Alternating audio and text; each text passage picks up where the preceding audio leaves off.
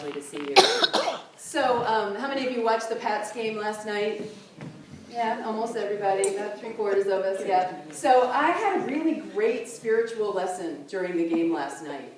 You know how there was like all this talk about Tim Tebow, and he's a conservative evangelical, and he's been having these miracle plays and winning the game at the end of the game, and he's a miracle worker. And I was thinking, you know, some people think, you know, God is a Muslim. Some people think God is a Catholic. You know, some people think God is an evangelical. Well, last night I figured it out. God is a Pats fan. Yeah, I figured it out. All right, so I couldn't resist. I had to sort it out last night. I was like, oh, I have a whole church service and a workshop tomorrow. You know, I really should go to bed early and be responsible, but Pats game. Yeah. So I went to bed in the fourth quarter when it was enough of a romp that I could still get to bed at a good time. So today we're going to be talking about pausing for what matters in our lives, and also this notion of it's still a new year. Happy New Year. Happy New Year. People generally forget that by about January 3rd, that it's the new year, and we kind of lose that energy and that momentum of connection that you might have had to birthing a new reality. You know, that each year, at the beginning of the year, we have this opportunity to kind of look back and reflect, like, how'd it go? How was this year? Did I fulfill on what I wanted to fulfill on? Did I create things I wanted to create? And then look forward at the coming year and recognize it's an opportunity to birth a new reality. In fact, there are a lot of spiritual teachers right now who are talking about this notion of this being a new era, 2012, being a new era, that we are birthing a new reality. And Barbara Marx Hubbard is a spiritual teacher and a futurist that many of you probably know. In fact, she says that this is the time that we are coming into what she calls the universal human. The universal human, birthing a new reality into our infinite potential. Isn't that great? What are you doing this year, BJ? Well, I'm birthing my full infinite potential. Yes, you are. That's what I'm up to this year. I'm evolving into my infinite potential, linking with the awareness of my divinity in 2012. I mean, why not? Right? You're going to do something anyway this year. Why not play a big game? So what am I doing this year? I am birthing a new reality. Well, we're all always birthing new realities, right? You've done that many times. You've birthed a new reality if you got married. You birthed a new reality if you got divorced.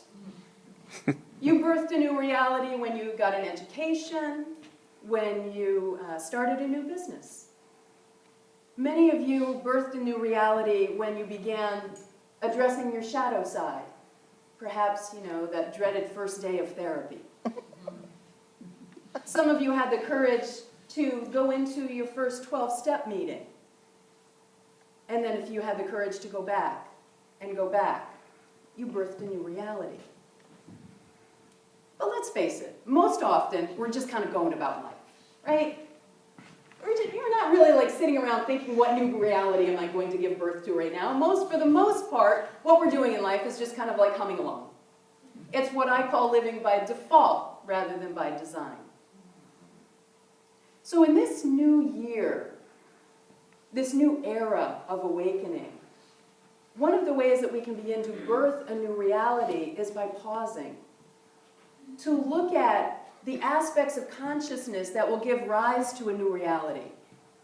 You can only say a sentence like that at a Unity church. Let me say that again. Pausing to give rise in consciousness to the birthing of a new reality. Do you know, in Unity, we interpret Christian thought a little differently. Have you noticed that? Little differently. And one of the different interpretations we have is actually the interpretation of the Trinity. You know, in traditional Christianity, the Trinity is the Father and the Son and the Holy Spirit. And while we honor that Trinity, we also have a metaphysical interpretation of the Trinity. And it's the Trinity of consciousness, of mind, idea, and expression. the metaphysical Trinity in consciousness: mind, idea, and expression.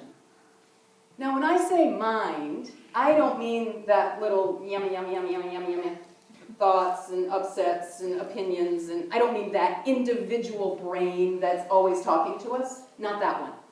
I'm talking about universal mind. Do you know that there are stars in our galaxy that are 188 trillion miles away from here? 188 trillion miles away from here. I can't even wrap my head around that. And those stars that are that far away in this galaxy are made of the same substance as you and I. That's the mind I'm talking about, that one, the mind of the cosmos.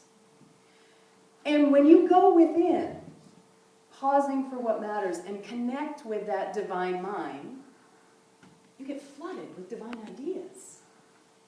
Right? You all know what I mean by that. You get flooded with divine ideas. All manner of things. Your creativity expands. Right? So you get flooded with divine ideas, but, you know, for many of us, ideas are a dime a dozen. We get ideas all the time.